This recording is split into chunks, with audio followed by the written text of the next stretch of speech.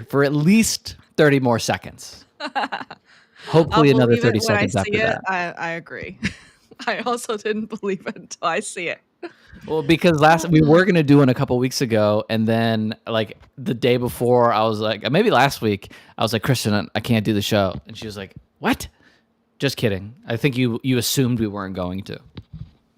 I like that version where I just went what in a comical fashion, and then like Want to throw like be Kathy. stuff off the desk. But yeah, well, it's happening, and we're talking about attachments. Though we are not attaching any books or essays or anything, right? This is all top of our heads this time. That's true. Off the dome. Kristen's gone, guys. She's gone. Just I bet she exited the window. This is great. Okay, what do y'all want to talk about? Because Kristen's going to take a second to get back into the show. Welcome back, Kristen. Welcome to OK Banger. Your mic's not on. Ay. So what happened? Fremon, you're not first, unfortunately. We got a couple other people. Oh, you're first on Twitch though. Shout out Twitch. Appreciate you.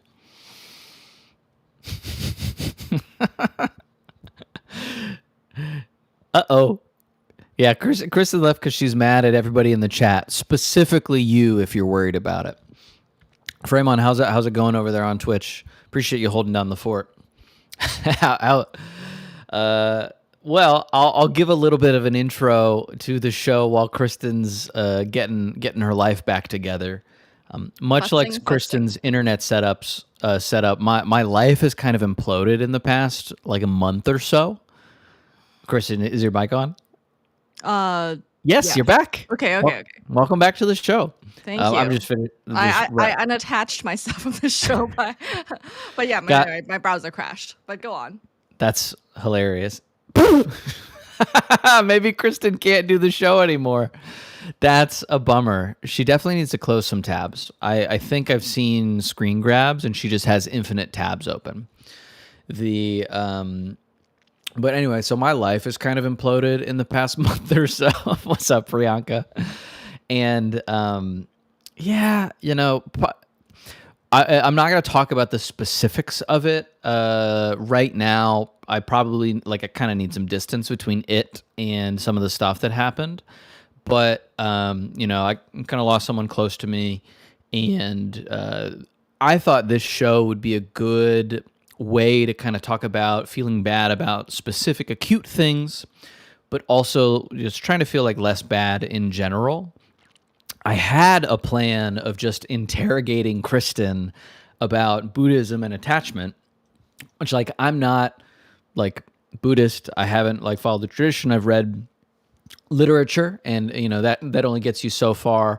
But as Kristen and I were preparing for the show and I was starting to ask him some questions, already was getting annoyed at her responses. So we'll see how far that goes. Welcome back, Kristen. And I hope that this computer holds up. I'm so sorry for the interruptions. How many tabs do you have open? Nothing except this. That's why I'm very confused. Interesting. I mean, we know that your laptop had RAM issues before, right? Mm-hmm. Yeah. Maybe it's that. Maybe, but it's a specific Chrome browser crashing issue. Okay, here's the thing. I recently switched to using Perplexity Comet, which is a new browser.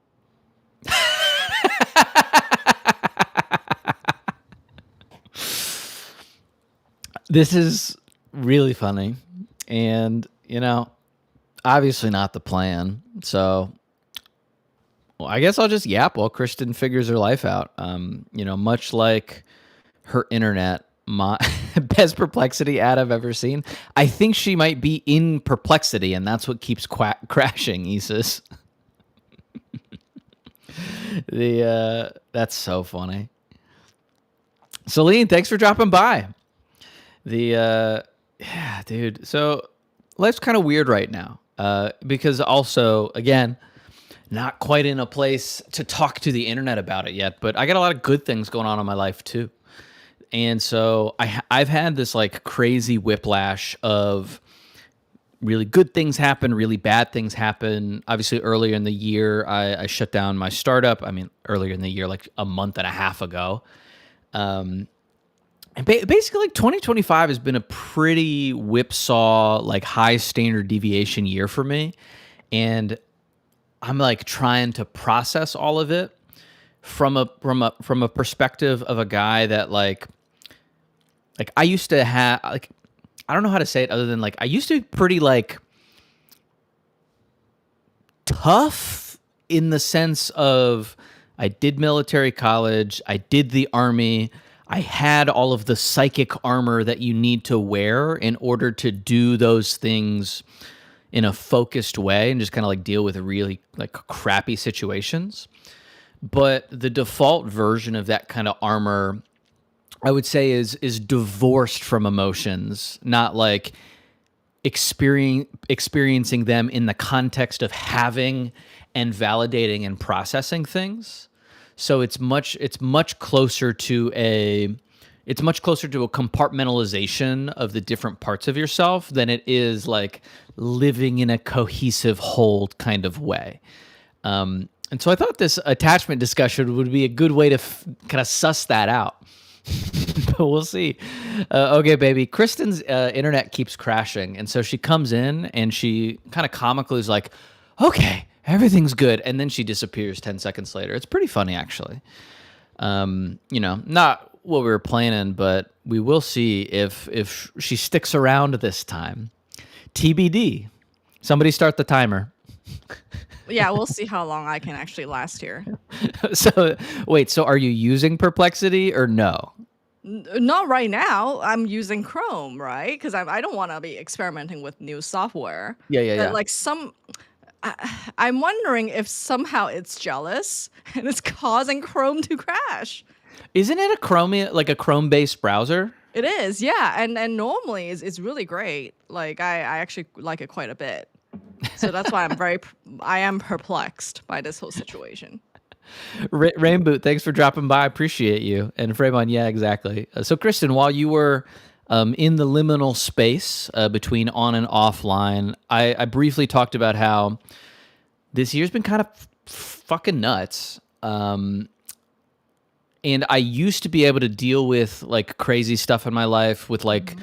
the armor of like army officerness, where it's like compartmentalizing, not feeling things, like shove it down. Mhm. But now I'm trying to live like a more holistic, combined, like aligned life where I process emotions instead of ignore them. Mhm. And it's a lot harder in some ways.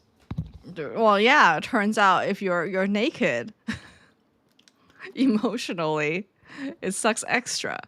Yeah. Yeah. So I have like a theory that we've talked about before, Mhm. but like it's not, I think I can't speak to any other culture besides like, American or like Western men. Like I think Western men have a lot fewer repetitions of dealing with really tough emotions, like by virtue of culture than women in general, just because it's not really like socially acceptable or like hasn't been for a long time for like boys to cry. Mhm. Does that make sense to you, or am I like barking up a weird tree? That makes sense to me. In fact, I wanted to ask you if you had time to cry recently, but then So like it's as a it's physiological release thing, not even as like a sad, pitiful thing. so it's interesting. Like when it's hard to dance around like a really like complex emotional subject. Short answer is once I got back to Boston, no. Mhm. Like I really like maybe like once or twice. It's always like 2 a.m. But like as soon as I like re-entered my life mode and not I wasn't in that like somewhere else out of space and time, like doing what I needed to do mode, Mhm. I like got back into the okay, I need to like lock in for lack of a better phrasing, which is like not what I actively want to do, but it's I guess maybe like my default defense mechanism. Yeah, which looks really good on the outside for everyone else. Which I feel like, oh, this is what I wanted to bring up. Like, because I know that you are trying to hold it all together. Like, but then it creates this cycle where you cannot request for your needs to be met.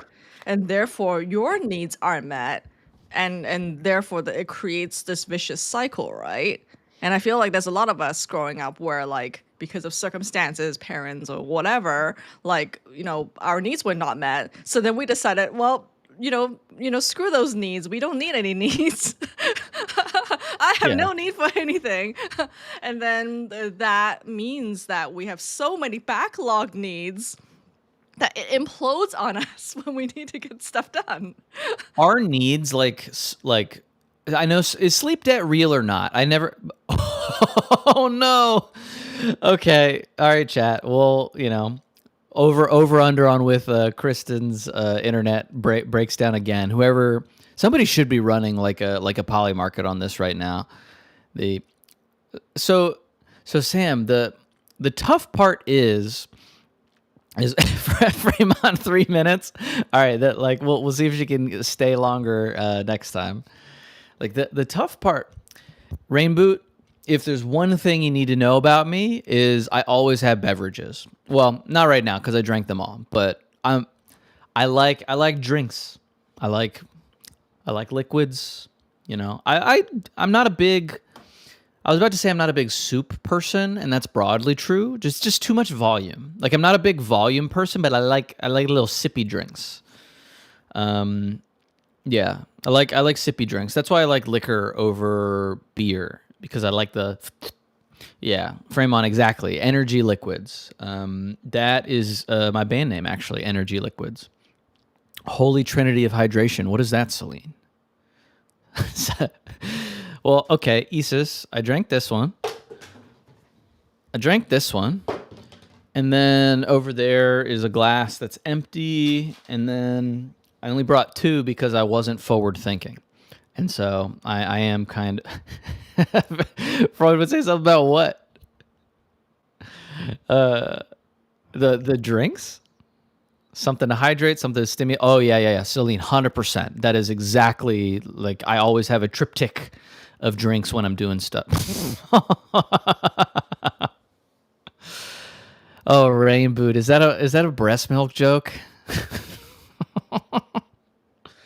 Good Lord. The whiplash of Kristen coming in and out of my life is a good metaphor for my unmet needs, I think. Because Rainboot, if you tee it up, I'm gonna hit it. I'm gonna smack that baseball off the tee. All right. So real talk. Yesterday, Kristen and I were talking, and we were like, maybe we don't even do a show because we haven't caught up in a long time because we both had a ton of stuff going on. So what if we just like talk like normal friends instead of on the internet? And we went back and forth, like, and so we decided to do it. Because we also, it's just the oral fixation. It's like, I used to have one of those, I never really got chewing on stuff necessarily, but I bite the crap out of my nails, which I think is the same ballpark of disorder. If anybody wants to diagnose that, feel free to in the chat. I like drinks. I'm trying to remember what drinks I have in the fridge right now. I need to stock up. I think I have. Well, I just looked at my monitor over here, and and like the background, like I like redid my whole monitor setup. I don't know if I can show y'all while I'm on stream because I need to do the cameras, but like. I used to just have an ultra wide right here, and now I have a ultra wide plus a little tablet for like chat and stuff like that. And then now I have 3 monitors, and I was looking at my main one, and like when you're driving in a car for a long time and you're looking at the road, and it's like the highway psychosis of like when you get out of the car and then everything keeps feeling like it's moving towards you. My monitor with my background, which I changed to like dark Space Mountain type thing, like synthwave, it was doing that. And I was just like, what is happening with my desktop background? But it in fact was just, I think, highway psychosis, except chat psychosis. Sam, I think that's a good point. the normalcy of doing the show, despite like the extra stuff that's involved in doing it, might like it feels good to be doing this, even though Kristen keeps abandoning me at the drop of a hat.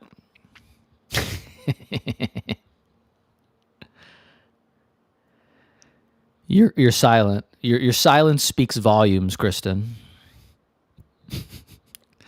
Okay, baby, you're a nail biter too. I feel like it's much harder. Y'all, I might go need to get like make a drink for this. This is crazy. Highway Psychosis is a good new band name. Good Lord. Y'all, I think if Kristen deletes again, I'm just going to go pour myself 2 fingers of whiskey and come back, and we're just going to hang out. Because I am not emotionally prepared for this. I was not emotionally prepared for this. Ay, ay, ay, ay, ay. I just did a kickflip with my phone. I'm gonna see what Kristen is. Oh my goodness. Chat, should I start drinking at 11 a.m.? Oh no, Kristen. There's a series of frantic Telegram messages from Kristen. It's a crash I've never seen before. I'm trying to uninstall new apps I've installed. What's up, Drees? Thanks for dropping in. You are joining us at perhaps our most chaotic show we've ever had. Sam. Ay, ay, ay. I'm not gonna get drunk on stream, but not yet. We gotta have a bigger audience for that. But this is a lot of bouncing and a lot of vamping while Kristen figures her life out that I was not expecting, which is pretty funny. What are y'all up to? I just don't really have much to fill the airtime. I can yap more. So we were going to talk about attachment and what Kristen. So basically, like before the show, I was like, Kristen, what do you want to talk about with attachment? And then Kristen was just like, well, I'm only going to answer your questions with questions because that's how we talk about attachment. And Kristen, you can give your opinion for 5 more seconds before you go away again. Seriously. Oh, well, let's not get attached to devices working as you expect them to. Real. Oh man, now I'm too afraid to touch any button. But yeah, like I think you were saying how I was like, oh, I'm gonna answer your questions with more questions, right? Yes. Because I feel like at least in the last like 5 conversations we've had, like there's been this awkward dance where I'm like, well, I want to help you, make you feel better in some way. Yeah. But I realized that you asked me questions, and then it's like that meme you shared where you ask an expert a question, and then you're like, okay, like I'm like, well, that's not helpful for you or for me. So I must change the way I deliver any messages. Well, so my question there is it because you have such a nuanced opinion about it that it's hard to explain, or like what's the hang up? I think that there's like a skill issue. Like even if I, have an answer, I don't think I'm reaching people the way I want to reach them. Well, specifically you. I think you're an extra hard case. Because I know that whatever I say will be rejected by your ego because I'm trying to point to the ego. And I don't mean it in like a, big ego conventional way. I mean it in like a self-identity process sort of way. Yeah. And that's what I've noticed is that my teachers, the way they do it is so gentle that you don't even realize they're doing it. But it takes like many, many years of interaction to figure out what the heck they're pointing to. But what is the it that you're talking about? The it is the idea that Cameron needs to be responsible for the whole world. Because that is itself the attachment. Therefore, whenever I point to it or allude to it that you don't need to do that, blah, blah, blah, it will not go through because then I will cause that idea to die. So it will do anything to defend itself. Can I poke you? Mm-hmm. When I'm asking these questions, I'm not asking a different question by asking this question. Mm-hmm. Like, I appreciate you as a friend and I care about you a lot, but I Mhm. don't need you to make me feel better. And nor am Mhm. I asking that, nor do I think I really want that. Mhm. Like when I ask you like a definitional question, it's because I want to understand your understanding of that definition because like if I'm trying to become enlightened via the path of Buddhism, like I will state that up front. You know what I mean? Mhm. It's not like a hidden goal that I have. Yeah, yeah, yeah. And I don't even want you to go along that path or whatever. I don't think it's for everyone. But like in order for me to because it's like it's tricky, right? 'Cause sometimes, people want to share stuff because, Yeah. they would just want to share it, right? But then there's also like, if there is an alternative way, is it my responsibility to point out that this might be another way? And I understand sometimes it's I've decided that whenever Kristen gets deleted, it's because the internet doesn't like her opinion. And so we'll just like keep that in the back of your mind whenever she starts explaining something and disappears. But so here, since she can't defend herself, I'm going to push back. So I've been sitting in Sam, I do need a Korean barbecue day. That would be nice. That would be nice. And I think hugs do help. We are creatures of our body. Does anybody know who Andy Anderson is? He's a pro skater. He's wild. If you haven't seen Andy Anderson, go look up, especially his street skating. It's like like gravity doesn't affect him the same. But he's gotten like famous doubly because he's a pro skater that always wears a helmet, which in skateboarding, because like I grew up skateboarding, I stopped after I like broke my thumb in like middle school, but but he always wore a helmet.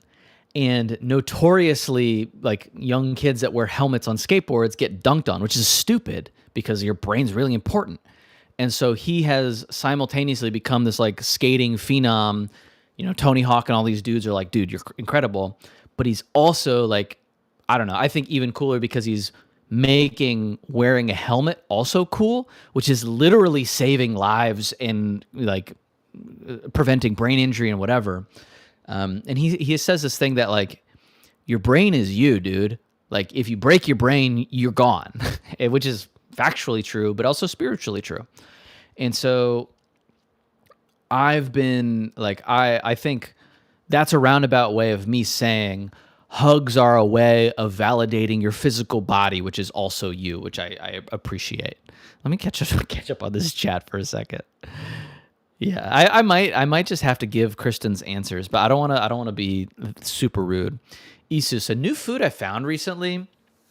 I don't think I've tried explicitly new things recently, but I did find out that Chick-fil-A has a breakfast burrito, and I love Chick-fil-A. I like breakfast burritos. A Chick-fil-A breakfast burrito, while it could be like another inch in diameter for my taste, like it's pretty solid. Yeah, cool beans. Exactly. Like Andy Anderson's sick. The the the problem with what perhaps Rain Boot, but then that begs the question: where's the signal originating from? Like I do buy the you are the universe experiencing itself like kind of methodology. But big picture, I've been trying to figure out where I sit with everything. And, I was raised Catholic. I grew up in that tradition, but I grew up a Catholic in the South. So I really grew up with Catholicism and Southern Baptist Christianity. And then I've explored a lot of other faith traditions, mostly through reading their texts, some through talking with like individuals that actually practice it today. But that's kind of hard because everybody's wrapped up with the baggage of like, most people are not emotionally mature enough to ask hard questions about or receive hard questions about their faith, especially from somebody that isn't in it. And I'm not gonna pretend I'm the most tactful person when it comes to that, because like I just want to know the answer. And so I've explored a lot of different like faith traditions, and ultimately, I don't think faith is for me as like a concept. And so the thing that I kind of go back to is more on the philosophy side of like I'm a real I don't know what I would describe it because I'm not like a believer, but I read like I reread the Myth of Sisyphus every like year or so as a this is the these are my friends. Welcome back. I missed the Kung Fu Panda snark. Now I want to catch up. I was talking about faith traditions, and Sam recommends that I ignore all of them and just watch Kung Fu Panda again. It's actually, yeah, I would say it's got a lot of accurate parts. I mean, like I like the movie. Hmm. So Rain Boot, I don't listen to scientists' take on religion. Like I think Me neither. yeah. Speaking of Sisyphus, yeah. The well, because I'm actually I don't listen to scientists because I think that the cost of becoming an expert in your domain is the sacrifice of expertise across a lot of other things. Almost always. I think there's Oh. like individuals that can be, polymaths kind of in that sense, but like Hmm. the better you are at one thing in science, the more I'm squinting at the other things that you're saying. If like what do you feel about that? Oh, I wasn't even thinking about that. That's a good point. But I was thinking about how whenever I see a scientist type try to talk about religion, like I feel bad for them because I'm often actually cornered into this case where people are asking how do you justify like religion using science and what commonalities do you see in it, which is a reasonable question, right? But Is then it? what in order to answer that question you end up making these like post hoc assumptions, like you're using, because scientists found that your brain lights up in a certain way when you meditate, therefore meditation works, but that is actually backwards. And I don't know why no one has noticed that. I feel like it's still a very popular thing to do. Can you say more about that? I don't think I understand what you're saying, but I Mhm. want to hear more texture. Yeah, so I get sent links from friends, well-meaning friends about this as well. They're like, "Hey, like you're a neuroscientist. Here's another neuroscientist who has talked about the benefits of meditation." Like through the lens of like scientific like things you can measure while someone's Hmm. meditating or something like that. Yeah. But then the issue is that that always has to be by definition a justification, where you are searching for evidence in order to prove this theory. So it's sort of like the whole like you lost your keys and you keep looking under the lamp because that's the only place you can see where you can find your keys. Like Right. that's what ends up happening. So even if there is truly a mechanism for meditation or whatever, you're actually much more likely to miss it because you already came in with the assumption that, oh, I'm going to find a way to prove that meditation works. Whereas I feel like these like circumstantial kind of evidence ends up being more interesting to me, where it's like no one's looking for anything related to meditation, but they just like observe something by coincidence. That's actually a more like pure way of approaching science. Okay. A lot of things in there. The Hmm. circumstantial evidence to me, like what it screams to me is Kristen just likes stories. Huh? Like like the by circumstantial, do you mean you're going on a walk and then you find like a bug and then you categorize it like circumstantial? Like, actually, I don't think I understand what you mean. Like you ask a different scientific question that's not related to what you're assuming in the first place, like a more broad question, so that you're not like asking a question like a priori, right, where you already Can have you certain. make it tangible for? Wah, wah, wah, wah, wah, wah. The dial it back, Cameron. Well, I'm being reprimanded by the chat. Sam, what do you mean? The Sam, I do feel that way about founders too. I think there are things that make sense across different domains. So if you like grow a company by like doing paid marketing on TikTok or Facebook or whatever, I believe that you can probably come up with a good paid marketing plan for a different kind of company using the same techniques. But if you're like a master of, I don't know, consumer social, like the better you are at that, the less I care about your opinion for like, B2B SaaS, like selling, software to businesses. Because I think you end up anchoring to the things that you are comfortable with and confident in, and like it's like the classic, once you have a hammer, everything's a nail, right? Celine. So I think faith within the structure of a religion versus outside of the structure of religion is roughly the same to me. I think that, I don't want this to come across as dismissive to religion, because I want everybody to have what they need to go through the world in kind of like a sane and coherent way. Like it's like the world is hard, and whatever you want to have as your structure for your reality, go for it. To the extent that you're not infringing on other people's, like right to do so. But like all of it is window dressing and like furniture in the dollhouse around the core thing, which is like, hey, I think that there's a thing beyond what I can like see and understand, and I like trust that to be true, and therefore everything else that comes after that is like downstream of that.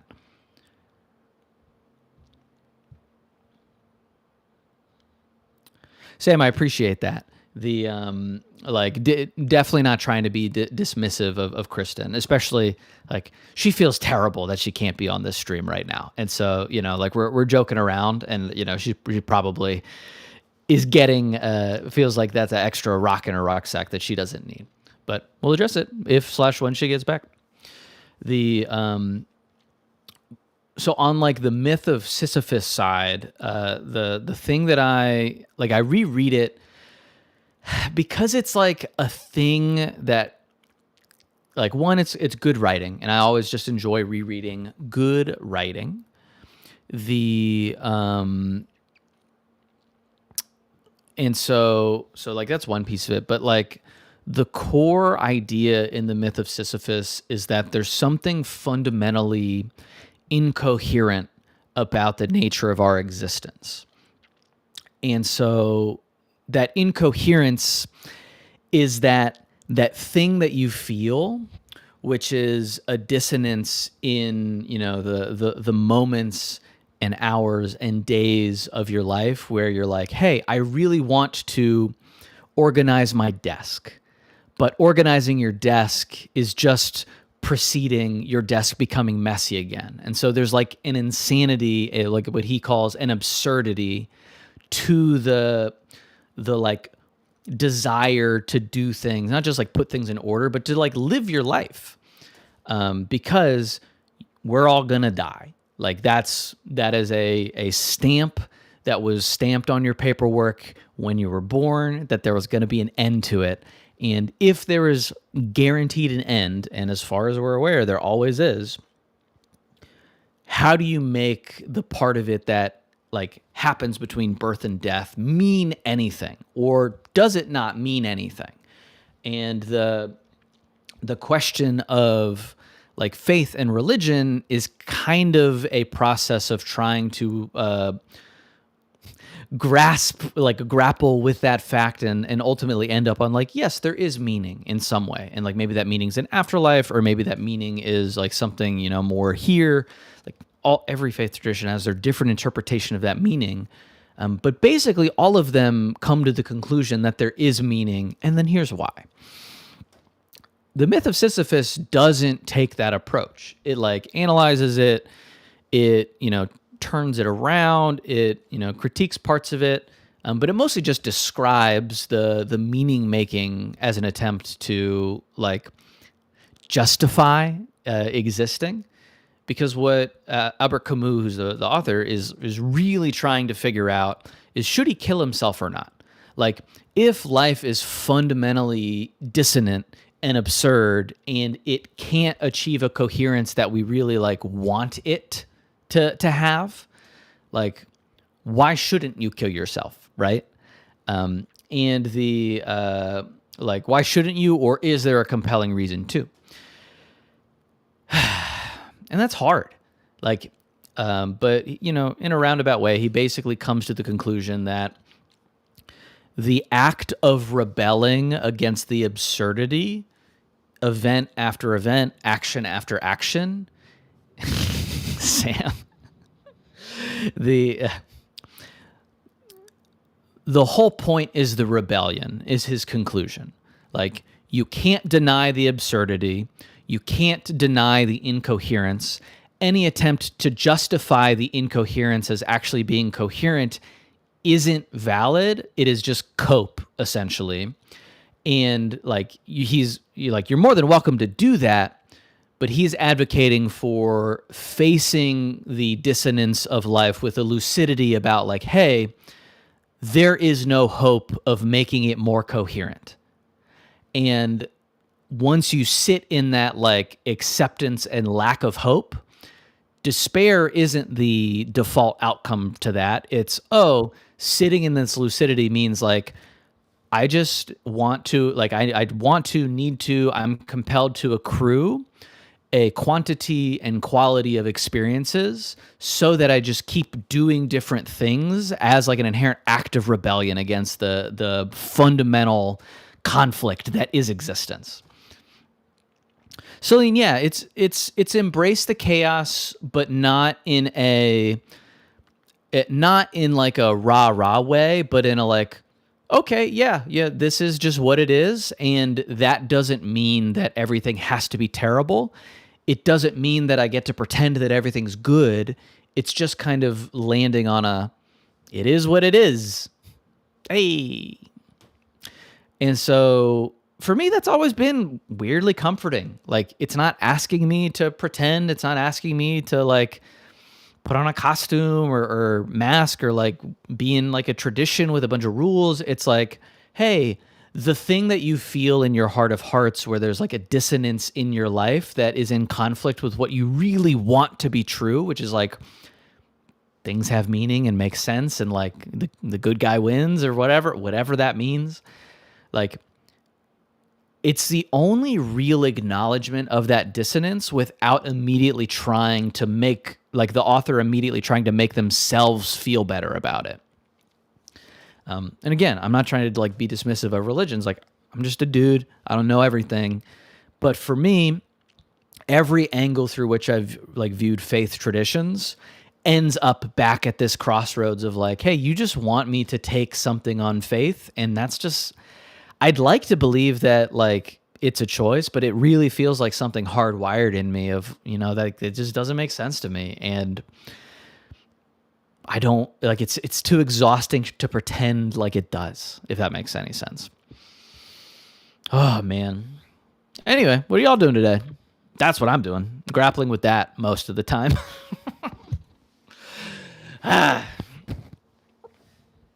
Anybody having good food lately? Sam, yeah, it is kind of like a bus meme, like, you know, there is no meaning. Oh. Yeah, Celine, I think that's right. Sam, I love that for you. I'm assuming the TikTok is about candles. Do you have an idea for it, or are you just doing it live?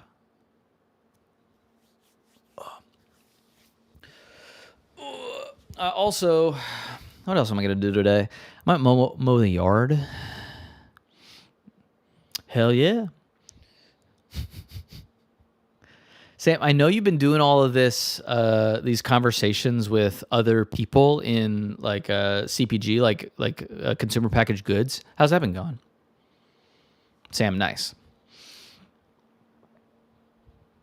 Celine, you're a designer, right? Are you like actively in the middle of a project right now? I also, if I have the okay, baby, making connections in the chat. Everything's coming together. The Sam, easy as that. Just learn how to make money. Too easy.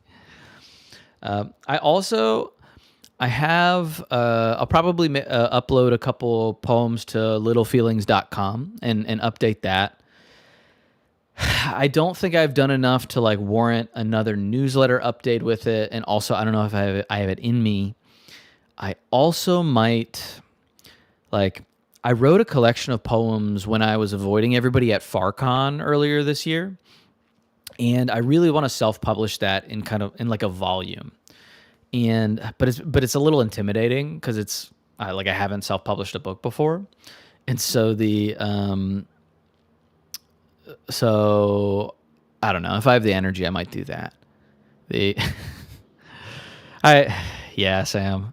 It's just tough because life doesn't stop like that. That's like I'm sitting here, I'm sitting here complaining from a position that like 5 years ago I would have been overwhelmed with joy to be sitting from, and so I'm trying not to lose sight of that. It's just like a lot of stuff, a lot of stuff has been going on. Selena, yeah, like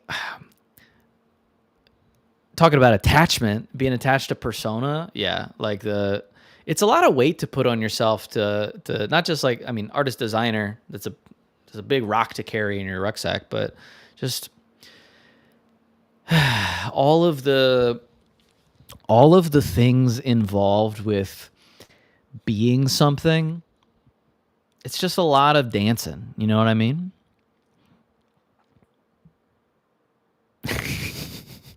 Well, so this is really what I wanted to get into it with Kristen, not like fight, but not having attachments is all well and good when you're talking about your phone or like, just like the things we do to self-soothe. But the logical conclusion of that is not having interpersonal relationships, right? And not having interpersonal relationships seems like it might be good for the Buddha, but not like for people that are trying to live life in this, dissonant existence.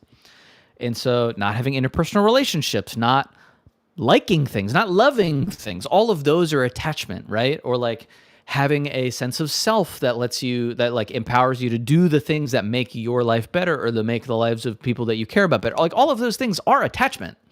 And so I like wanted to poke that a little bit.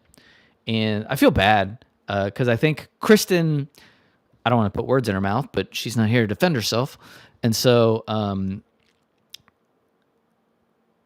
the challenge is like, I just want to ask her about Buddhism stuff, but then I think she ends up de facto feeling like she needs to defend this thing, which she isn't, fully aligned with. She obviously like cares about it and is brilliant and is extremely capable, but like, I don't know how to ask my questions in a way that doesn't make her feel like I'm questioning her as a person. I'm just like trying to ask, you know what I mean? You have any ideas? Okay, baby, I appreciate that.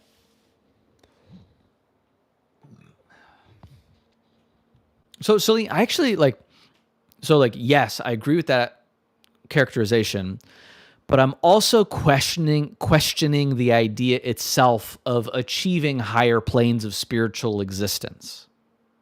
In the same way that I would question devoting your entire life to, I don't know, like building a bajillion-dollar company or whatever, like they're relatively like valid paths to living your life. And I want people to pursue the things that they want. But like the idea of achieving more spiritual enlightenment, whatever that means, at the expense of these other things, like material things, yes, but like I'm made of material. I'm a, bag of meat.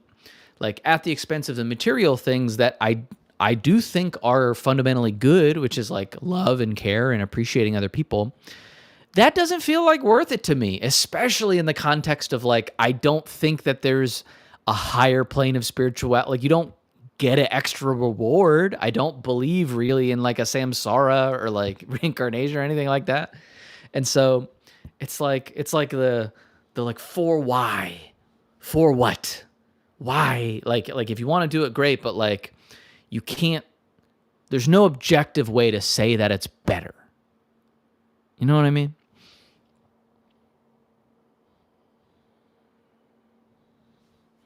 Sam, yeah, Sam, that's great. Yeah, Chris, I don't think she feels it either. I just wanted to talk about it today. Oh.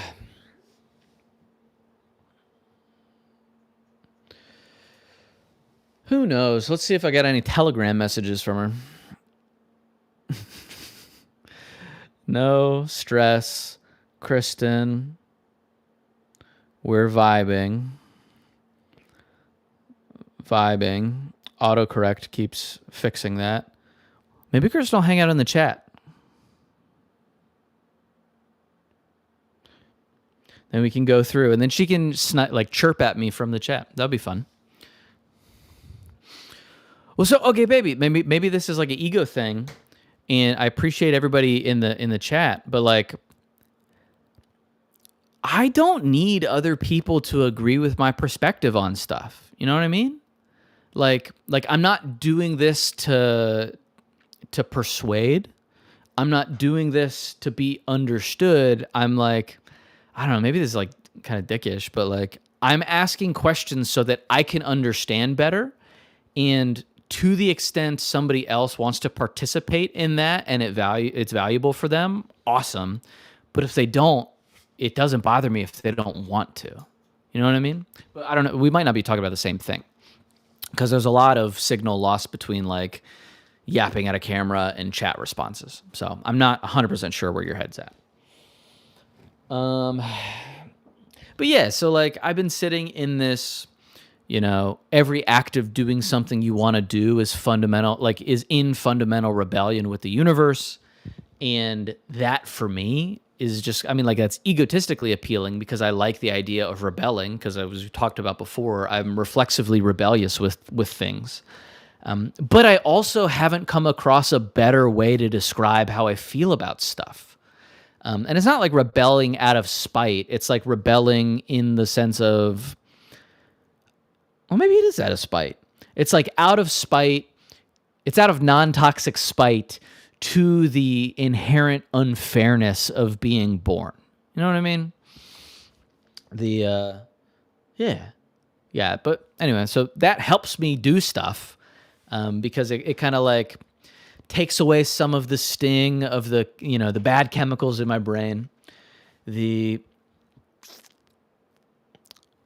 Sam, I don't think that there is I think aligning with the universe is how do you say that? Anthropomorphizing something that doesn't give a shit about you, cosmically or not. Like it doesn't not give a shit about you. It is a expanse of meaninglessness, right? And so the meaninglessness cannot be aligned with, but the state of the universe of being fundamentally absurd is the thing that you can fight against. Is I think how I would describe it with a vibe. Sam, I'm glad that you were born too. But the fact that we're glad about it means nothing is probably the asterisk that I would have in there. Kristen, are you here? I hear voices. Hello. Hello from my phone. Let's go. It works. Well, it works for now. Real deal. Imagine your phone just crashes. Oh, but yeah, this is not guaranteed, but at least I'm trying something different.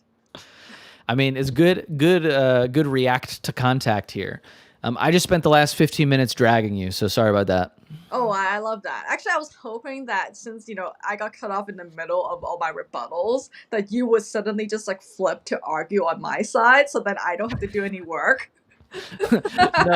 No, we were doing a couple. Well, actually, firstly, most important thing is when I said you just like stories, did that bother you? Because I want to apologize if it made you feel bad. No, but it was like a non sequitur. Because I was just like, I was confused. That wasn't what I was trying to say. Yeah, so I'd like if you still have the train of thought, would love to hear the end of it. So I was trying to say how, yeah, if you look for something, you're going to find it, right? That's the fundamental flaw of a lot of these studies. I don't think I agree with that premise, but I hear you. Or like there's a bias that's unacknowledged. How about that? Because it's like right now, there's enough papers on every single topic where if I search for any random hypothesis, I'm going to find some support for what I think is happening, right? Yeah. So I feel like it's the same thing when you try to like link up too much like of science with religion. Like you are going to find some like relationship between the two, but it doesn't mean that one is the cause of the other one or something like that. So saying that back to you, Hmm. lots of things about the world are true in varying degrees. Hmm. Science is a way to quantify that or attempt to quantify that. Hmm. The problem is something might be good at like defeating cancer, but it also might be bad for you in other ways. And so like there's tons of those tensions in scientific evidence. Uh, sure. But so like basically what we're talking about is since truth, capital T, lowercase t, is kind of relative and it depends on how you're asking the question and the time of day and all these other things. Science is like fundamentally flawed for the thing that people are trying to ask about when they're asking about religion. Correct. It's the wrong instrument. I mean, Yeah. it's really nice. I think it's really nice to be able to generate this data, but it doesn't get at the core of the question, which is like the big capital T truth and you know whether something's real or not, whether something's worth a lot of your time. That can Yeah. only be through your personal experience, I think. I don't think I follow that leap, but I do agree that whenever somebody's trying to use science to justify religion, I'm like, bro, we're having such a different conversation. We probably Hmm. shouldn't even start talking. Yeah, I think we agree on that front. Yeah. So now I'm Um, curious how every time I pop back, I mention Sam mentioning about how we're all really sexy, and I can never understand how you guys got there. I I cannot attempt to hazard a guess at the depths of Sam's mind. Oh, okay. They'll explain themselves or they won't. Mm. That is the mythology of Sam. Mm-hmm. Hmm. Yeah, cool beans. Yeah, cur fitting the data. Okay, so Kristen, I'm trying to remember because I kind of blacked out for the past 20 minutes. I Is talked a that lot about true? the moderately Well, I the understand. That's how I feel when I have to solo a show too. yeah the I mentioned the I don't get the reference, Sam. Isus miso soup is a soup that I will never say no to. I could be in the most compromising position, but I promise you, I'll say yes to miso soup. Yeah. It's such a good all around like it. Maybe the top generalist soup. Mm, I agree. It Like is good. It's definitely also first round really draft fast to pick. make with those instant packets.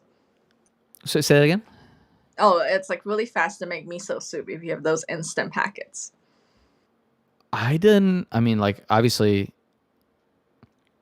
insert white guy joke here. I didn't know that they had miso soup packets, but obviously they do. Oh, oh man, I'm gonna change your life. Yeah. Send me um, more of those pain packets. Like that literally changed my life. oh, the pain patches. Yeah. Yes. Those are so good.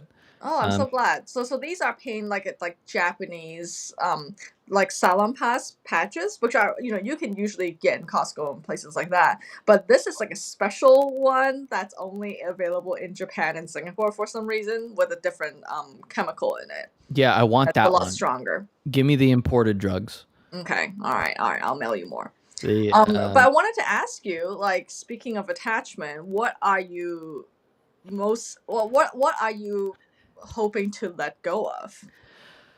so I didn't really want to let go of anything like other than the like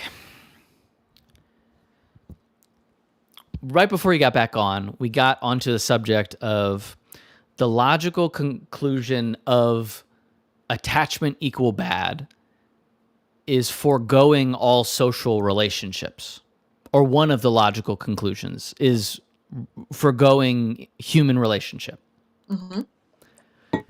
I don't agree with that. Mm-hmm. And so if I have this issue with the fundamental assumption of attachments equaling bad, I can't apply it to other aspects of my life or like in the way that you would So, like simplistically do it. but I want to clarify, like, it's not that social relationships and attachment to that is bad. It's attachment to the fact that you want the relationship to last forever and ever and always be good is bad. So temporary attachment is fine. Yeah. That is one of the fundamental like misunderstandings of like Buddhist beliefs is that like if you take on the surface it seems like okay then everything is bad therefore you should not be of the world, but that's not actually true because by demonstration like there was tons of social relationships in the Buddhist time and all that kind of stuff. Yeah. It's that the attachment is only to that wanting of permanence, Oh. which is Yeah, like no, then I'm on that page. That's fine. yeah. Yeah. I mean I feel like that should be in the same sentence. Right? I know. Like that's a pretty important like clarifying. Too. Oh, well, I mean, so but then also the problem is that it kind of becomes useless because like what's the difference between the negative attachment being temporary, you know what I mean? Like and not. Like if I'm attached to my phone, am I really upset because one day 1,000 years in the future I'll lose my phone? It's like no, because the baseline attachment is also bad because it's a demon magic rectangle. Right, and it's just because like we attach to the feeling good that we feel when we use the phone. But what's the difference between the feeling good between that and interpersonal relationships? There is, because it's acknowledging that like having good relationship with other people is a wholesome desire and that's okay, and I feel like that's another like subtlety that's lost somewhere in the translation. But Is that what it's makes not there's not like no desire. You can have like good skillful desires that don't cause more suffering. But what's the difference?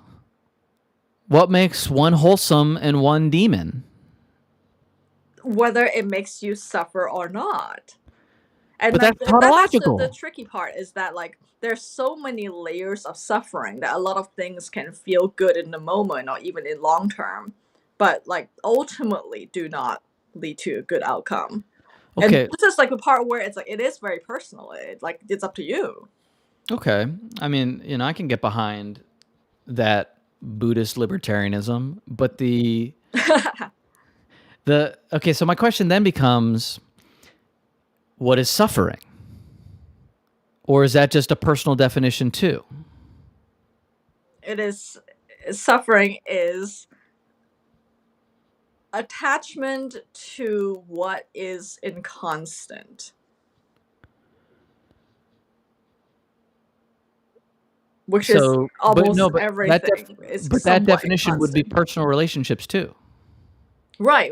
So, but then it's like so therefore, like if you can enjoy a relationship and not be suffering on the level of like, loss, therefore you will get all the good parts of a relationship, right? It's sort of like tautological in a way. Yeah. I mean, it's okay if the answer is it's tautological because then I'll just be like, okay, cool, that's not for me. Right. So like, but it's sort of like the continual suffering comes from like the loss itself, right? So it's sort of like, but we don't want to like completely skip over grief and loss either. Sure. But then like it's almost like there is no like mystical element to it. It's actually a logical argument that suffering comes from losing something you love. Yeah. So therefore, like Don't Like love that anything. is no, but it's like you still love, but then you know what I mean. It's not like throw the baby out with the bathwater kind of situation. But like it's also not an easy answer. I think that's why it's really frustrating, right? Yeah. Well, I mean, I Um, think like and Celine, what does Buddhists have to say about blockchain's permanence? I mean, you don't have to be Buddhist to recognize that it's not that permanent. yeah, How many like times have blockchains gone wrong? I mean, ultimately the computers will crumble into dust is what I think a theologian would say. Hmm. The other thing, it's not about, maybe it's not about being black or white. And I Hmm. think the challenge there is like there's a difference between like living in shades of gray and then being self-consistent. Hmm. And so like the way that I talk is, and like the way that I ask questions and how direct I am, and frankly how rude I am sometimes, apologies, Kristen, Hmm. comes across as me being obsessed with black and white. But I really do think it is much more trying to You're trying to find the underlying like the consistent thing, the theory. base, the foundation. Yeah, yeah, yeah. Yeah. I mean, me too. Yeah, Like, no, I'm not saying that like this is like it's not an exclusionary thing, but like hmm. my mannerisms are downstream of that goal and my biological machinery. Hmm. Which is a very convenient thing to say if you're an asshole and want to keep being an asshole, and I acknowledge that. Like I don't think I'm an asshole, but I definitely can be. Well, Okay. I don't think you are. Well, I appreciate that, but you've also had 100 hours of conversation with me, and so Oh. like you get the embedded context in what we're saying. Yeah, but you're so bad at being an asshole. I mean, Well, I think you have a bet skill issue. the like I know thousands of people literally that would disagree with you. I was pretty good at being an asshole at Mhm. VMI. Oh, Um, speaking of BMI, I think like that's the other like attachment issue like in the Buddhist framework, right? It's like, there's impermanence, but the other one is like the idea that our sense of self is not true, which is a very hard thing to explain, and also because I'm not good explaining it, and also I'm not fully understanding it either, right? sure. um but like I think like that's the other like commonality, is that the more I identify things happening as my fault, the more I suffer, right? So therefore, like letting go of that identification without letting go of responsibility is also the really like narrow tightrope situation, or like one that requires a lot of skill. Saying that back to you, it's really easy to blame yourself for everything. It's really easy to blame yourself for nothing, but in between, which is probably closer to reality, is hard to live in. Correct. And I like how Celine said it too. It's like complex concepts are hard to explain in absolute terms and language. I'm like Hard disagree. Hard disagree. If you can't explain a concept simply, I think you should default assume it's not actually being explained. Like, I think the burden of proof is on the person explaining it, and if they can't, you just got to assume that they're wrong. I disagree with that, because I think there is a level of transmission that's possible where like both, it's sort of like both you and I had like experience of like hanging out together or something, right? And for me to be able to explain the joy and friendship I had with hanging out with you in words, freaking hard. But I know that you know. And that is sufficient. But that's a different thing. Like in the idea of like that's not saying I feel like everyone has a something lot of great isn't. questions for you that I don't even know how to answer. Say that again. Oh, people have great questions for you. Yeah. So like the the the context obviously matters, but Hmm. if somebody is trying to explain something to you, Hmm. like, and they land on, oh, it's just pretty complicated, not like that's on them. That's not on you. A says, how do you discover new things? You have operating assumptions, but good science doesn't assume the previous science still works. Like good science assumes that the previous science should have, like, might have flaws in it. And so like when they discover things, they look back at the original science too. What's your take on that? Because you're a scientist. I'm not. I do agree with that. I understand where you're coming from. Um, I feel like, I can point to like people who attempt to explain like Buddhism in super technical terms. Like, so there's this guy called Mark, his website's like meditation stuff or something like that, where he has this whole extremely long, like 1 page HTML that breaks down the logic of Buddhism as technical debt that you are actually trying to untangle through practice. Okay. And he uses tons of technical words. I feel like you would love it. I actually have a hard time understanding it. And that's one way of approaching it. And it's like the way you appeal to analytical heads like you. But eventually, I feel like it gets, because, and then everything becomes really heady. The perception is limited to concepts. And therefore, like in terms of sensory apparatus with which we are interacting with the world, then there is a loss of fidelity in the body and in like other levels of perception that are non-material. And therefore, it becomes like you see really well, but in one dimension. And like there are other dimensions that exist, but these other dimensions are not within the realm of language. And it's Sure. really hard to convince, like it's almost like I'm like, by the way, you have a sixth sense. It's like sort of like that kind of thing where, Yeah. like it becomes woo really, really quickly. Yeah. So I But we cannot definitely, deny that there may exist other senses that we are just beginning to understand. I think that recently there was a paper that came out. I don't know how legit this paper is.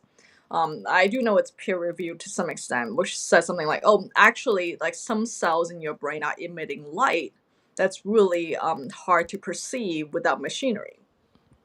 And then we're all like, "Huh, that's interesting. Like, why? What is the point of certain cells in the brain emitting light when no one can see it?" mhm. Like, but it opens up a whole like idea that, oh, maybe there is like some kind of like sensory input sort of thing that is beyond mechanisms we know. But the only way we can like reach these leaps is if we're willing to accept that, oh, maybe there is another level of sensory input that we don't understand. Yeah. Kind of like how snakes can see UV or whatever, like that kind of thing. Yeah. I mean, I buy that. I think Yeah. that like, Oh yeah, Celine brings up the same thing. Insects perceiving a wide range of colors. Yeah, that kind of yeah. thing. So like I buy that conceptually. Mm-hmm. I think the one thing that I disagree with is that like there, like you said, there's a woo-woo version of it. And Mm-hmm. then there's the, hey, this is science we haven't unpacked yet. Mm-hmm. And so like where I kind of have an issue is with people that like explain it with the thing that isn't the same like explanation structure. Like I'm very comfortable being like, hey, we got this light cell emitter thing in our brain. It doesn't Mm-hmm. really make sense for that to happen for no Mm-hmm. reason because it's wasted calories. Mm-hmm. But we don't know the reason yet. But eventually we'll figure something out that explains it, and then maybe that lets us be telepathic. Like I genuinely think that is a thing that is in the realm of possibility. Right, And right. Whereas if and we talk about aura cameras, I'm like, oof. Like, yeah, like that's why it's like really hard to for like woo-woo people and like analytical people to have a dialogue, because I think sometimes then they go off the rails and I'm like, okay, now we're not in the same reality anymore. yeah. But like that's what like I had a little bit of a monologue about like faith, like people with like capital F faith and Mm-hmm. not, while you were in the liminal space, and the and Lots of like the uninstalling and reinstalling was happening. yeah, like, It's crazy. still Like unresolved. I'm so sorry about that. next time you don't need to do all of that. Like you could just get on your phone. It's okay. Well, The like to be honest, it didn't occur to me until I was like, oh, because I didn't realize that EVMux works with the phone. I thought it just didn't allow me to log in with the phone altogether. Good to mm, know. yeah, interesting. Yeah. Celine, do you mean like telepathy tapes? Is Yeah, that? it was like an astral projection type thing. Like it's been a minute since I looked into that, but you know, I've had a special interest rabbit hole of kind of like the hallucinogenic Mhm. crew over the past 50 years, and like I'm kind of much more Occam's razor. Hey, a lot of people are just getting high as fuck, and like Mhm. that's a thing, and those experiences can change people's like relationship with themselves and the universe Mhm. in the same way that all experiences can, because it makes you like feel and process and look at things with different perspectives.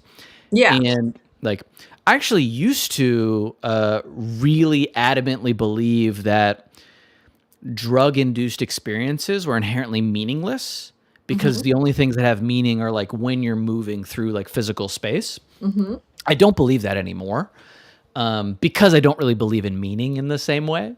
But also, I just kind of realize, like things like our brain creates meaning, not that there is objective meaning to grasp and ungrasp. Mhm. And so, and so, like but the other logical conclusion that I came to is like, oh, if I think fully mental experiences aren't as valid, then I basically just said anybody in a wheelchair like fundamentally lives a less valuable life. And I didn't want to have that be part of my perception of the world. You know what I mean? Mhm. Like I like that just wasn't a view that I wanted to continue to hold. Right. Right. And chat is going on about gateway tapes, and I'm like, this is beyond my level of knowledge. Have at So it. y'all are experts on that. Like I love like I love stories. Right. Like they're Oh, I was gonna go on an aside about stories, okay. but I feel like we're not talking about the same thing. So I want to hear what you're gonna say. But I just wanted to add that, like, for in terms of like attachment to stories and that being a level of suffering, like you can literally see me doing it, right? Like whenever I'm sad or upset about something, it has to do with me being attached to some story about how I should be or shouldn't be, what I should have done or what I shouldn't have done, By right? story, you're Like my self describing story. self narratives. Exactly, the internal Okay. narrative, Now right? what I'm Yeah, saying. yeah, exactly. I Yeah. think I meant a different kind of story, but like that's the other like point of attachment that Buddhism and other religions are trying to point to is like I'm suffering because I'm attached to that story. It's a self narrative and thinking that is reality. Because in my mind, it's just as real as reality, right?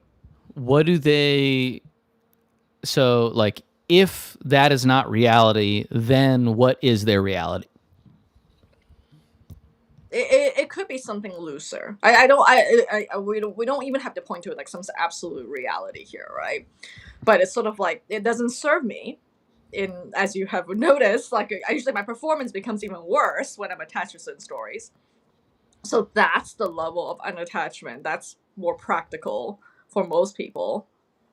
Is I'll poke. recognizing when I've created a story of how I should be, shouldn't mean, shouldn't do, shouldn't do. I mean, you're coming dangerously close to saying your feelings are invalid, though. So feelings and stories are different layers. Okay. The feelings are real, but the stories, it's like, how like lately I've been having this like weird heart issue, right? Um, so I've been skipping caffeine. So this is Kristen without caffeine. You can see it's more obvious in the phone camera. Decrepit. Um, but like, Sam, come back in. Gotta but continue. like, so and for me, like the heart physiologically feeling bad, sometimes I mistake that as like, oh no, something is wrong with the world, or like I'm anxious about something. Impending doom, blah, blah, Impending blah. doom, right? But impending doom, as you know, is actually a physiological feeling. So therefore, if I'm able to relate to, oh, like your heart feels bad, my heart feels bad, that is actually a truer layer of reality than I'm actually, I screwed up something and therefore my heart feels bad. Like I add a layer of story on top of what's actually happening. You're advocating for stripping out the causal layer, at least at first? The story layer, the narrative layer. You know what I mean? Because it could be 1,000 issues, right? But Yeah. like a lot of times the suffering happens because I'm interacting with the story layer, self-narrative layer. And as you know, it can go very, very imaginative. Well, But it doesn't so actually serve what is actually truly happening, which we know it's like physiological stuff is happening, or like, that kind of thing. but what about in the case where there actually is an actual cause to it, and that is the reason that thing is happening? Like and that's good, but I'm just saying that like a lot of times it's never 100%. I'm always like, no Mhm. matter what I do in life or what a lot of people do in life, there's always an additional story layer, right? Because it's like almost like that's the way we like make sense of the world. Like everything has to be coherent. Yeah, Therefore, yeah, the yeah. brain is like constantly, almost like an LLM, it's constantly confabulating what's actually happening. And like the more we do that, the more we suffer. Therefore, if we go try to like remove those layers and go to the deeper layers, then we would be closer to reducing suffering. Is the point of reducing the layers in order to discover something closer to the truth, or to acknowledge that there isn't something coherent at the bottom? Both. Which one is more? I think for most people, including myself, like there's something called like don't know mind in Zen Buddhism, like which What's is that? like being comfortable with uncertainty. Okay. And I'd like call that being in the recognizing that army. state, like the state of uncertainty, like feels really bad at first, but is actually probably potentially more comforting place. Is it more comforting, or is it just like a place where you You're not can't do you're not anything? sticking to anything. Yeah. Yeah, I mean, so there's more like no, like I hate the word, but agency in that space because you have more vectors of movement available to oneself when there is no attachment to a certain story, right? So what's the it's like difference it gives between you more that? fundamental like layers of intellectual movement, but which might allow you to discover the truth or victability truth. What is there a difference between that and like a pure application of the scientific method? Mm, I think there's a lot of like commonalities, but because we're usually swimming in a soup of stories, it's not as clean. But what Well, I makes mean, it the scientific different? method is also not as clean as it people say it is. But what makes it different? Mm, it's not as easy to like isolate a variable in your life. Like at least that I've tried, right? So Uh-huh. like I don't know how to design like multivariate scientific experiments really well. I'm sure there's some scientists who know how to do that, Yeah. but I think it's just like it's just a harder thing to do. Gotcha. Chat, I don't know if we've asked this before, but do you think a Frosty is a milkshake? Mm. Okay, I know this seems like a non sequitur coming from Cameron, but it's been one of our biggest debates, which It's relates an to like black and white thinking. it's an important philosophical question. And I want to have like I hope all of you have access to Wendy's, the fast food place, because we're talking about Wendy's Frosties specifically. Um, so it's almost like this is the Rorschach test of black and white thinking, right? Yeah. Ah. Okay. So- All right. Starting out with a strong opinion that it's soft ice cream. Christian, Mhm. science says no, woo woo says yes. I mean, Celine, I think you have seen through the test. So when you asked me that, I said no, right? In fact, No, I I'm think you not said even that certain yes. of my answer. You said yes. The Frosty is a milkshake? I'm pretty sure. Are you sure? I No, thought I I mean said we probably answered yes and no multiple yeah, yeah. times I over. think at some point I said, well, No, because it's not that milky. Yeah, it's like, not viscous enough, but it comes in a milkshake cup. Yes. And it's essentially the only milkshake like thing you can get from Wendy's. But you became quite obsessed with this question. I will be trying to answer this question for the rest of my life. And But like the problem is like when somebody responds yes, what mhm, they're basically doing is throwing a gauntlet down mhm. that this falls into the category of milkshake. And then the thing that I feel compelled to pursue is, what are the characteristics of the class milkshake, Mhm. and when does something exit that class, or when does it enter that class? Because if a Frosty's not a milkshake, which could be, could not, if it melts for 30 minutes, is it now a milkshake? If I put a straw in it, is it now a milkshake? Because if the viscosity is the thing that stops it from being one, is that it? Or do I need to put it in the mixer for another 30 seconds? Like what can you do to transform the Frosty from milkshake into not milkshake and back? So, What's the alchemical process? well, Cool Bean says it comes in a cup, not in a milkshake cup, and I do have to agree. Like you What cannot. are you talking about? It's just a normal cup. That's true.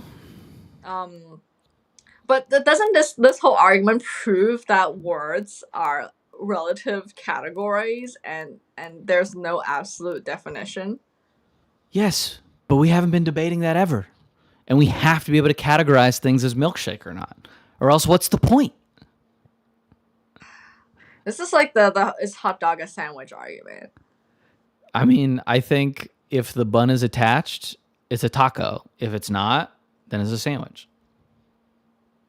Oh, I've Like never heard that. attached to it, like the difference What if from it accidentally breaks as hot dog buns do? then it transforms from taco to sandwich at the moment that the bun snaps.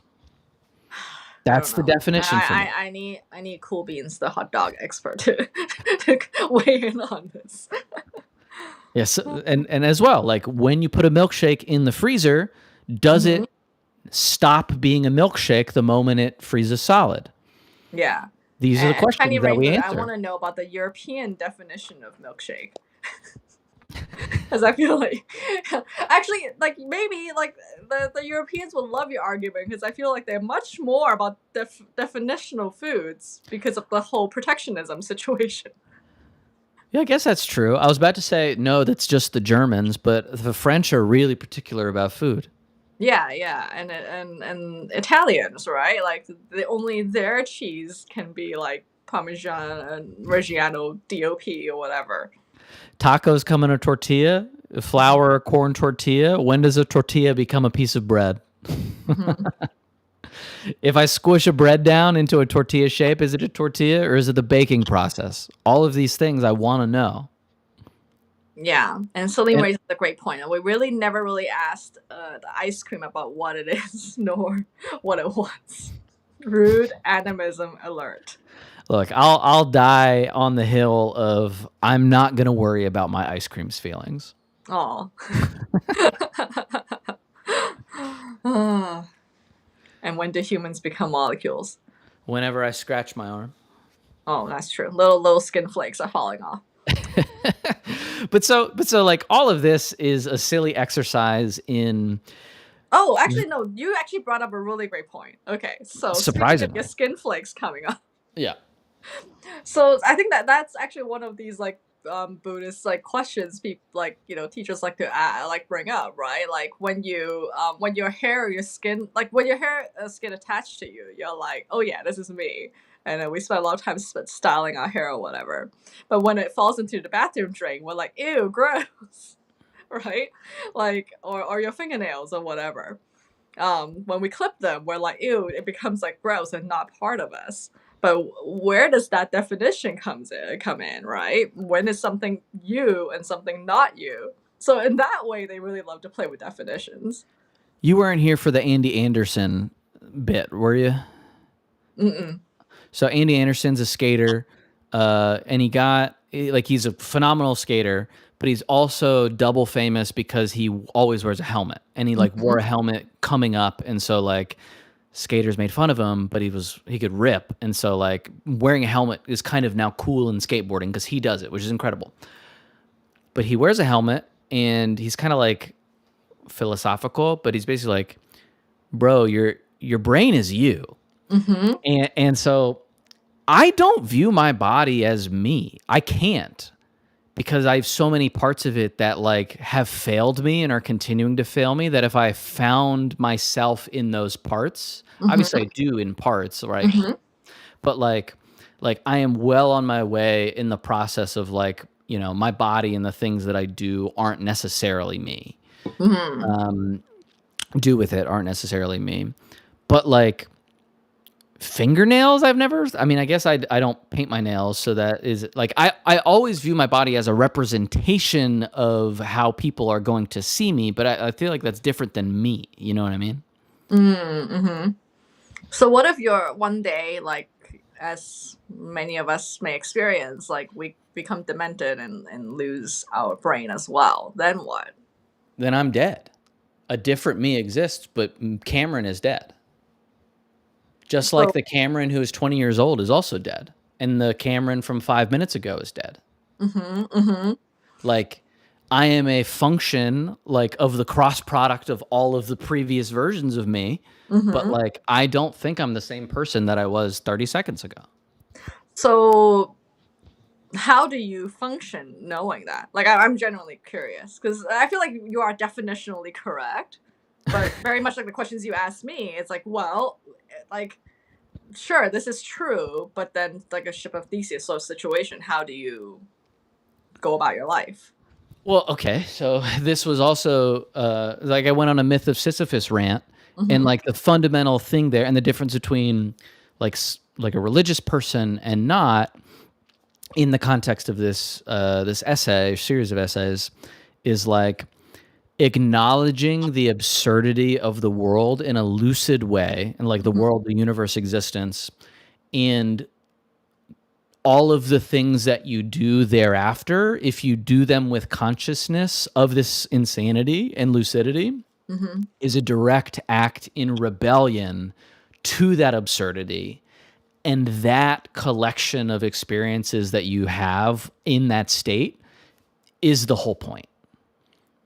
Mhm. And so, like, different Cameron now versus different Cameron when he's writing a story, which is like when I say I love stories, I'm saying I love the myriad and infinite human lives that you can experience through story. That's what I mean. Mhm. Whether like consuming or reading or just daydreaming in your or like writing or just daydreaming. Like I love the vastness of that experience, and series of experiences. And so different Cameron having a different experience is a plus, as long as I'm like honest about where everything is at every moment in time. And obviously like I have beers and stuff like that where I'm like dulling the insanity periodically, because that's just being a human in a bag of meat. But the majority of the time, I'm really trying to face that contradiction head on, and that's how I live with it. Mhm. Well, that's beautiful. A lot of people find it horrifying. Oh. Oh, I know. But I feel like on a practical level though, sometimes I'm like, oh man, yesterday Kristen left me with these tasks. This Oh blows. yeah, past Cameron is a dick, dude. Oh. Real. Past Cameron has never been hungover. Oh yeah? It's always tomorrow, Cameron. Exactly. All right. Well, I apologize again for the technical issues that I'm horrified by having to troubleshoot. By the way, because I've already let it it go. only happens like now when I'm trying to live stream with you, and not ever. So it's almost like really hard to troubleshoot because I can. It's like some weird hardware acceleration issue or something. The magic rectangle knows that we're too close to the truth and is trying to restrain us. That's what I thought as well. Thank you everybody for coming. Kristen, I appreciate your Sisyphus-like task of getting on today. Well, thank you for your patience and thanks for holding up while I was in uninstalling land. Yeah, unfortunately, we are going to take a hiatus for like 4 weeks. Mhm. You'll see it on the feed, but basically, like Chris and I got a lot going on, but we're incredibly grateful that we get to hang out with y'all, and then maybe we'll do something in the interim. I don't know, but I don't want to commit to anything. Oh, yeah, we're unattached to commitments, but Life's pretty yeah, crazy. maybe we need to figure out a way to make this even simpler to do on the fly. Maybe. Yeah. I don't know. All Bye, right. everybody. Have a great Take rest of care. your day.